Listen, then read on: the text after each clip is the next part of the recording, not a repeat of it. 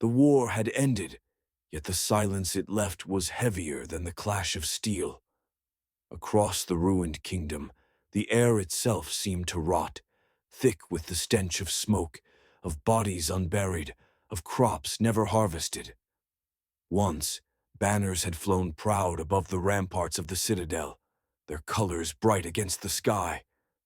Now only tatters remained, shredded by wind and fire, hanging like the skin of some long-dead beast. Villages were no longer places of laughter and harvest. They were husks, charred frames of homes blackened by flame, doorways gaping like the mouths of the starved. In the mud streets, the remnants of life dragged themselves forward, mothers whose breasts had gone dry, carrying children with bellies bloated by hunger. Old men who once tilled fields now reduced to begging scraps from strangers no better off than they. Silence was broken only by coughs that rattled like death, knocking on hollow ribs, or the occasional wail when another body was discovered stiff in the straw. The people no longer spoke of kings or saints. They spoke of bread, of water, of the next sunrise that they feared might never come. Faith itself, once the anchor of the weak, fractured. In half-broken chapels, hollow-eyed survivors knelt before shattered altars, praying not for salvation, but for the mercy of a swift death.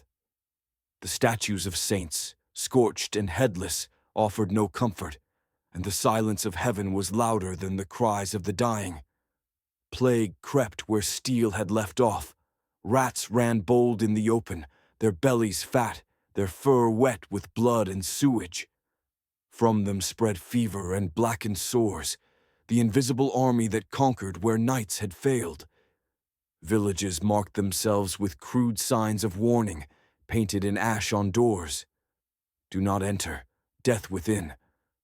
Entire families were sealed inside huts and burned by their neighbors, not from cruelty but from desperation. The flames devoured not only flesh, but what little was left of trust between men. In the ruined town squares, soldiers who had once sworn oaths to crown and country staggered back, armor rusting, weapons dulled to useless iron. They were not victors, only survivors, men whose eyes were older than their years, who had seen comrades rot on spikes and heard the final screams of horses collapsing in mud. They did not return as heroes.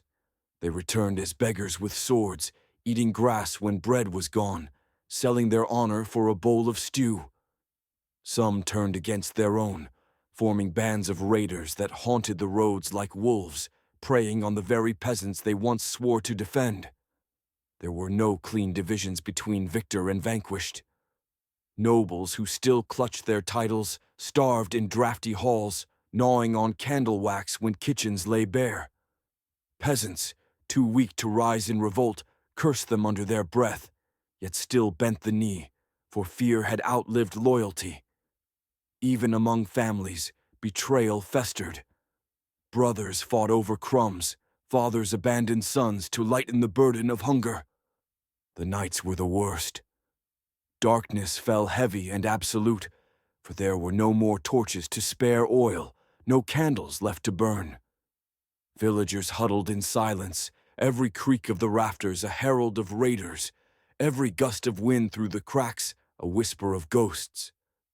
Wolves prowled at the edges of what had once been farmland, their howls joined by the cries of human infants left in the cold.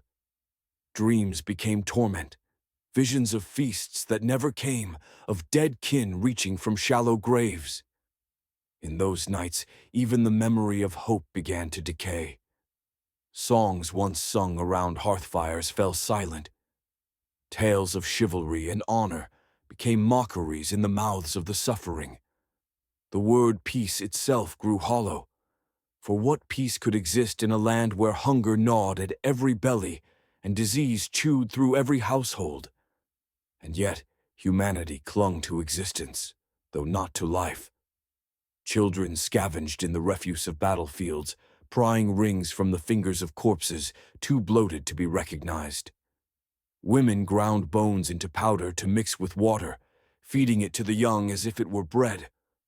Old men dug into frozen soil with bare hands, searching for roots no thicker than a finger. Survival was no triumph. It was punishment, an unending sentence handed down to all. Whispers of rebellion flickered, but they were as fleeting as sparks in rain. Those who rose against lords with pitchforks and stones often found themselves crucified along the roads, their bodies left to rot as warnings. Others turned to false prophets, preachers who promised deliverance if only blood was spilled in sacrifice. Their followers, desperate and broken, painted themselves with ash and walked into rivers chanting prayers, never to return. The kingdom itself seemed to wither like a dying man. Roads that once carried trade became veins clogged with bandits. Fields that once bore wheat turned to wilderness, overgrown with thorns that tore at bare feet. Castles stood like hollow skulls, their windows dark, their halls echoing with the squeak of rats instead of the laughter of courtiers. The land was not conquered by an enemy, but devoured by its own famine, its own silence. What remained of the clergy wrote chronicles, not of victories or coronations, but of decay. Their ink ran thin, their parchment scarce, yet they scratched the truth, that the war had not ended, only transformed.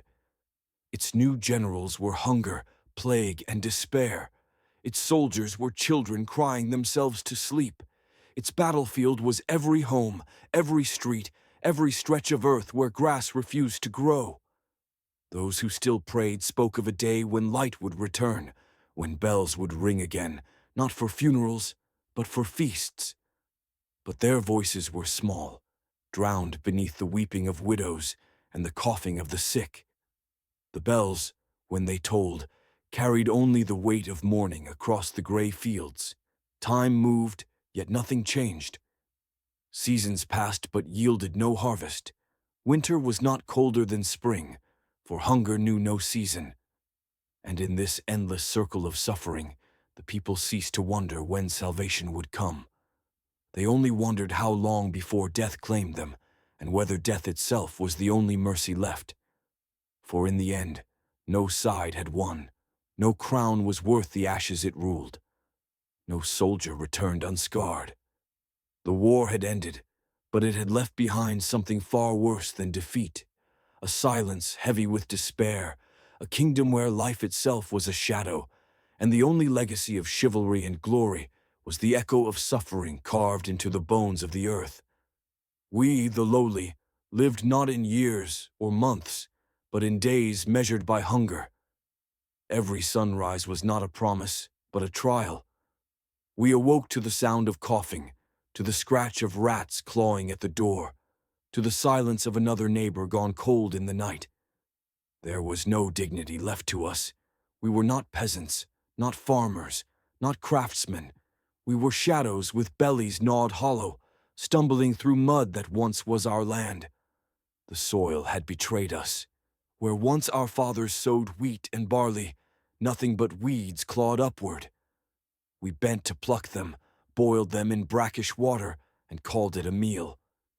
Children chewed bark, their teeth cracking on wood that never softened. The river we drank from ran brown with ash, but thirst was stronger than fear, and so we drank until fever set our bodies aflame. The war had stripped us not only of food, but of names. Men were no longer fathers, but mouths to feed. Women were no longer mothers, but wombs that birthed more mouths than they could sustain. Children were no longer children, but burdens carried too long. We began to look upon one another, not with love, but with calculation. How much bread does this one consume? How much time before they wither enough to need no more? At night we gathered in ruins where walls still stood against the wind.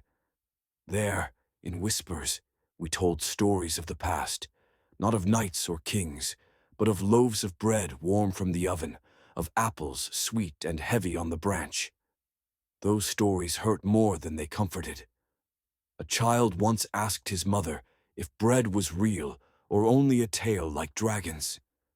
She wept, for she could not remember the taste herself. Death became our closest companion. We did not fear it as much as we feared living another day in torment. Graves could no longer be dug deep, for the ground was too hard, and so the dead lay shallow. Dogs and crows tore them open by dawn. We covered our faces, but the children still looked, still learned too soon the sight of death. Some among us envied the stillness of the corpses. Death became our closest companion. We did not fear it as much as we feared living another day in torment.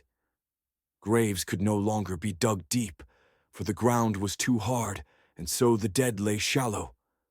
Dogs and crows tore them open by dawn. We covered our faces, but the children still looked, still learned too soon the sight of death. Some among us envied the stillness of the corpses. Fear was the air we breathed, fear of raiders who descended upon us like storms, taking what little scraps we hid. Fear of lords' men who came to demand tithes even when our hands were empty. Fear of our own neighbors who would betray us for half a crust. Fear of the night when the howls of wolves mingled with the cries of infants left in the fields. Some of us tried to flee, but the roads were worse than the villages. Bands of armed men roamed like hungry dogs, stripping the flesh from travelers both alive and dead. They left bodies hanging on trees as warnings, yet the trees bore more corpses than fruit. To walk the road was to gamble with death, and no one ever returned richer than when they left. Faith faltered. The priests who remained told us to endure, that suffering was a test, that heaven would open to the meek. But heaven's gates seemed far away, while hunger gnawed daily. We began to ask, what God would watch children starve? What God would take mothers in childbirth and leave their infants crying in the dust? Some spat upon the crosses, others turned to darker rites. We saw them in the forests, painting their faces with blood, whispering prayers not to saints, but to shadows. Perhaps they found comfort, perhaps not. We no longer measured days by calendars, but by losses. One day, the cow died. Another day, the neighbor hanged himself. Another, the bread ran out. Weeks became indistinguishable. Months blurred into one another. Time itself starved, and so did memory. We forgot the taste of meat, the sound of music, the warmth of joy. And yet through it all we lived, though we knew not why. Some said it was instinct, that the body clung to life even when the soul had fled. Others said it was punishment, that survival was the cruelest fate. To live was to feel hunger every hour, to bury those you loved, to wake each dawn only to ask how much longer you could endure. We were the lowest, the forgotten, the wasted. We were not written into chronicles, for our names were ashes carried by the wind. Yet we bore the heaviest weight of the war's legacy. The lords lost their gold, the knights lost their glory, but we lost everything, and still we remained, breathing, suffering, enduring in silence. And so the kingdom lingered, not alive, not dead, but suspended in misery. No songs were sung, no harvests gathered, no victories declared. Only the whisper of the starving, the cries of the sick, the silence of the graves. A kingdom with no future, haunted by the shadows of its past, waiting not for salvation, but for the mercy of final collapse. We told ourselves stories to endure, yet even stories began to crumble. Once, a mother whispered to her child about a future where fields would bloom again, where bells would ring in celebration, where bread would be so plentiful that even the poorest could eat their fill. But as the child's belly swelled with hunger and his limbs thinned to sticks, the story no longer soothed him. He asked her if she had ever seen such bread herself. She could not answer. In the silence, both knew the truth. Hope was a tale no less false than dragons or saints. Widows became the keepers of graves. They tended not to crops, but to shallow mounds, each marked with nothing more than a stone or a broken tool. Their faces were lined with grief so deep it hollowed their very bones. Some stopped speaking altogether, their silence heavier than words, their eyes fixed always on the ground as though waiting to join the dead below it. Children grew feral. Without fathers to guide them or mothers to feed them, they became scavengers in their own villages. They fought like animals over scraps, their cries high-pitched, almost inhuman. Some vanished into the woods, returning weeks later with eyes that no longer seemed to recognize friend from foe. Others never returned at all, their small bodies claimed by wolves or fever. The nights became a second war. No walls were strong enough to keep fear at bay. Bandits came silently, cutting throats before doors could be barred. Wolves prowled, their eyes gleaming in torchlight, drawn by the scent of the weak.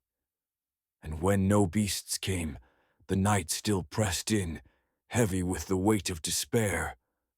Parents lay awake listening for footsteps, their hearts racing at every creak of timber.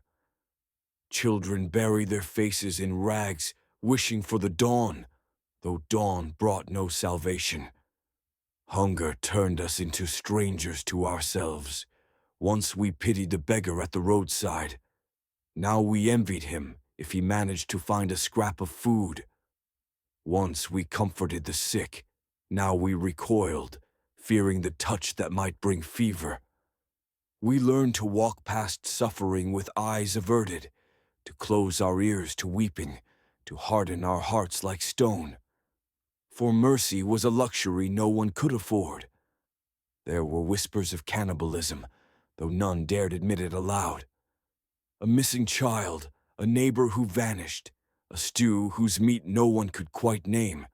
Such things were spoken of only in hushed tones, yet the fear lingered.